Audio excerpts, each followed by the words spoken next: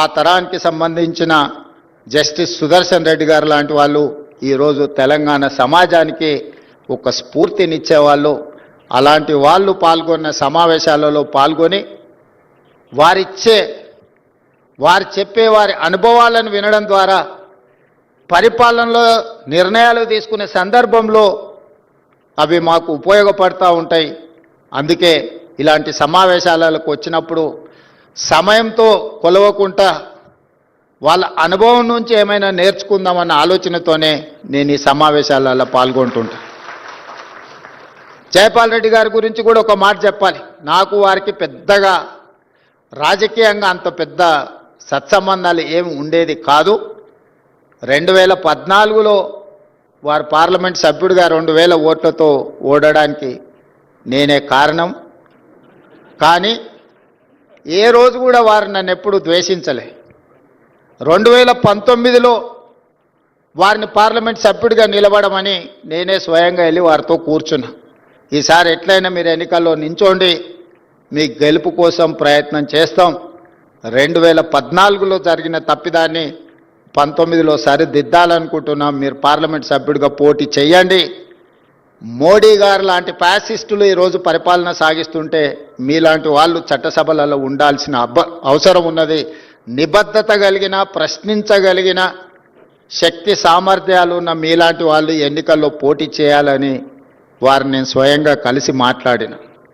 కానీ వారు అన్నారు, తరం మారింది, ఇక మేము ప్రత్యక్ష ఎన్నికల్లో పోటీ చేయడం సమంజసం కాదు, నేను ఎన్నికల్లో పోటీ చేయను, మీరు ఎన్నికలను పోటీ చేయండి, మీకు అవసరమైన మా అనుభవాన్ని మీకు అందిస్తామని 2019 ఎన్నికల సందర్భంగా జైపాల్ రెడ్డి గారు అనడం జరిగింది.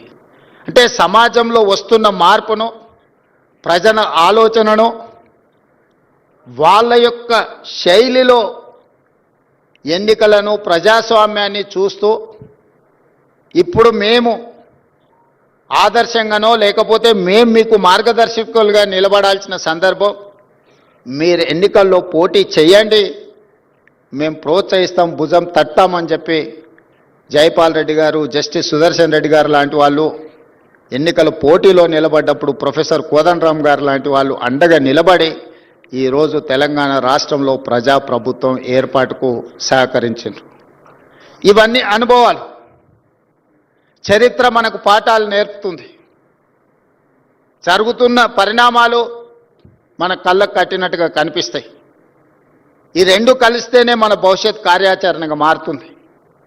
అందుకే ఈనాడు ఒక రావి నారాయణ రెడ్డి గారి యొక్క గొప్పతనము, ఈనాడు అవార్డు గ్రహీత జస్టిస్ సుదర్శన్ రెడ్డి గారి గురించి 2 విషయాలు ప్రస్తావించాల్సిన అవసరం ఉన్నది. మొన్న ఉపరాష్ట్రపతి ఎన్నికల సందర్భంగా కాంగ్రెస్ పార్టీ అధ్యక్షులు మల్లికార్జున్ ఖర్గే గారు, రాహుల్ గాంధీ గారు నాకు ఉదయమే ఫోన్ చేశాను, మాట్లాడేది ఉంది అని. ఏదైనా పార్టీ వ్యవహారాలు అనుకున్నాం. ఉపరాష్ట్రపతి ఎన్నికలు వచ్చినాయి. ఈ ఎన్నికల్లో నరేంద్ర మోడీని, అమిత్ షాను భయపెట్టాలి, నరేంద్ర మోడీ అమిత్ షాకు ఖచ్చితమైన గుణపాఠం చెప్పాలి అని వారు ప్రస్తావించారు.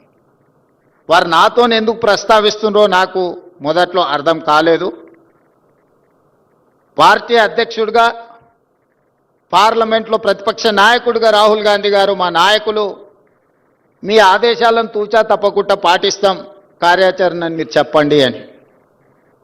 అయితే జస్టిస్ సుదర్శన్ రెడ్డి గారిని ఉపరాష్ట్రపతి అభ్యర్థిగా మేము నిర్ణయం తీసుకున్నాం, నువ్వు వెళ్ళి వారితో ప్రత్యక్షంగా మాట్లాడి వారికి సమాచారాన్ని అందించండి అని వారు చెప్పడం జరిగింది. వారేం ప్రజాదరణ ఉన్న పబ్లిక్ లీడర్ ఏం కాదు కదా, లేదా వేదికల మీద మాలాక కొంచెం పరుషమైన పదజాలంతో ఉపన్యాసాలు ఇచ్చే నాయకుడు కూడా కాదు కదా. వారు ఏ రకంగా మోడీని, అమిత్ షా గారిని భయపెట్టగలరు అని చెప్పి నేను రాహుల్ గాంధీ గారిని అడిగిన. వారి నిబద్ధత నరేంద్ర మోడీని, అమిత్ షాను భయపెడుతుంది. వారి నిబద్ధతను చూసి వారు హైకోర్టు జడ్జిగా, హైకోర్టు చీఫ్ జస్టిస్గా, సుప్రీంకోర్టు జడ్జిగా, లోకాయుక్త చైర్పర్సన్గా వివిధ హోదాలలో ఆనాడు రావి నారాయణ రెడ్డి గారు ప్రజాక్షేత్రంలో ప్రజల కోసం కొట్లాడితే న్యాయ కోవిదుడుగా వారి హోదాల ద్వారా ప్రజలకు ప్రజాస్వామ్యాన్ని కాపాడడానికి సల్వాజుడం లాంటి తీర్పులను ప్రజా పరిరక్షణలో ప్రజాస్వామ్య పరిరక్షణలో వారికి విలక్షణమైన పాత్ర ఉంది. వారిని ఎన్నికల బరిలో మనం దించాలి, మీరు వెళ్ళి వారిని కలిసి మాట్లాడండి అని చెప్పి నాకు సూచన చేసింది. నేను వెళ్ళి జస్టిస్ సుదర్శన్ రెడ్డి గారితో కలిసిన. ఇప్పుడు ఈ సందర్భంలో నాకు ఎన్నికల్లో పోటీ అవసరమా అని వారు ఒక ప్రశ్న లేవనెత్తింది.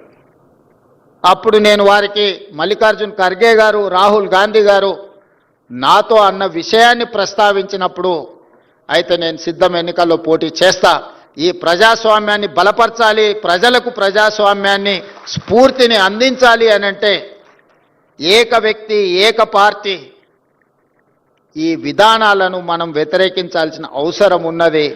మనం ఖచ్చితంగా ఈ ఎన్నికల్లో నిలబడదామని చెప్పి వారు నిర్ణయం తీసుకొని ముందుకు వచ్చిండ్రు. అదే విషయాన్ని నేను శ్రీమతి సోనియా గాంధీ గారికి, మల్లికార్జున్ ఖర్గే గారికి తెలియజేయడం జరిగింది. వారి అభ్యర్థిత్వం ప్రకటించిన తర్వాత ఇండియా కూటమిలో ఉన్న వాళ్ళే కాదు, లేని వాళ్ళు కూడా ముందుకొచ్చి కాంగ్రెస్ పార్టీ సరైన అభ్యర్థి ప్రతిపాదనతో ముందుకొచ్చింది. మేమందరం